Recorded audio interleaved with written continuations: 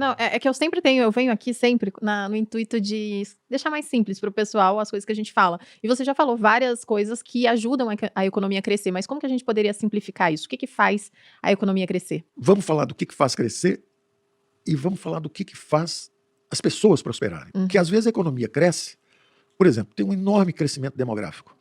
A economia cresce, mas pode estar indo para uma superpopulação e para uma situação de miséria. Uhum. A economia cresceu, mas a renda per capita A diminuiu. renda per capita diminuiu. Então você foi no ponto exato. Então uma coisa é como é que o PIB cresce. O PIB cresce com a acumulação de mão de obra, ou seja, mão de obra sendo empregada, sendo absorvida, com instalações, máquinas, equipamentos industriais, ou seja, acumulação de capital. Ele cresce também com instituições melhores, é o capital institucional. Ele cresce também se houver recursos naturais. Um é feito pelo homem, o capital institucional. São as nossas instituições, os marcos regulatórios, os marcos fiscais, os marcos monetários, quer dizer, digamos assim, o regime monetário, o regime fiscal. Isso tudo é feito por nós, como sociedade, é um capital social. E tem os recursos naturais, aqueles que já estão disponíveis lá. O Brasil tem minério, o Brasil tem terras raras um pouco, o Brasil tem água, sol e vento abundantes e regulares. Então, o Brasil tem tudo para ser um país muito rico.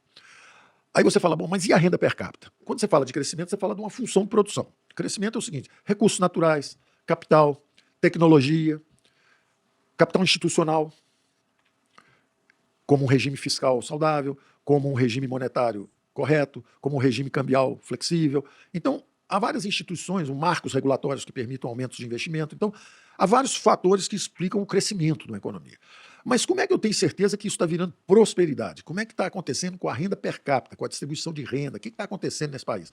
Aí entram os fatores qualitativos importantíssimos. O mais importante deles, educação. Porque quando você começa a colocar educação, ou seja, não é só dar o capital para o trabalhador. O capital, você sabe, eu dei esse exemplo antes, um trabalhador com as mãos, um jardineiro com as mãos, ele corta a grama, um jardim leva 2 dias. Uhum. Com uma tesoura, que é um pouquinho de capital, de cortar a grama, ele corta em 1 dia. Mas se ele tiver uma máquina de cortar a grama e um automóvel para levar ele, e uma secretária para marcar 6 appointments num dia só, 6 reuniões, 6 jardins, e um carro para levar ele lá, e ele chega com essa máquina, ele faz 6 jardins num dia. E o salário dele é muito maior, e a produtividade dele é muito maior. Sim. Então, a produtividade sobe quando você acumula capital. E esse foi um dos erros básicos que levaram o Samuelson a classificar o Marx como um pós-ricardiano menor. Porque ele dizia, a teoria do valor-trabalho, por isso ele é um pós-ricardiano, porque o Ricardo dizia que o trabalho, o valor das mercadorias depende da quantidade de trabalho embutido. Então, como os salários eram baixos, aquele era o valor, então o Marx achava que a população mundial ia viver na miséria sempre.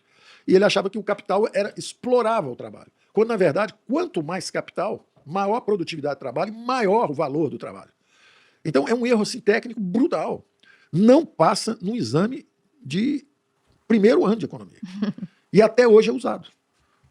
Em vez de perceber que o jogo da economia é um jogo de ganha-ganha, quer dizer, o capital aumenta a produtividade do trabalho, e, por exemplo, exatamente num país avançado, onde tem muito capital, os salários são muito mais altos.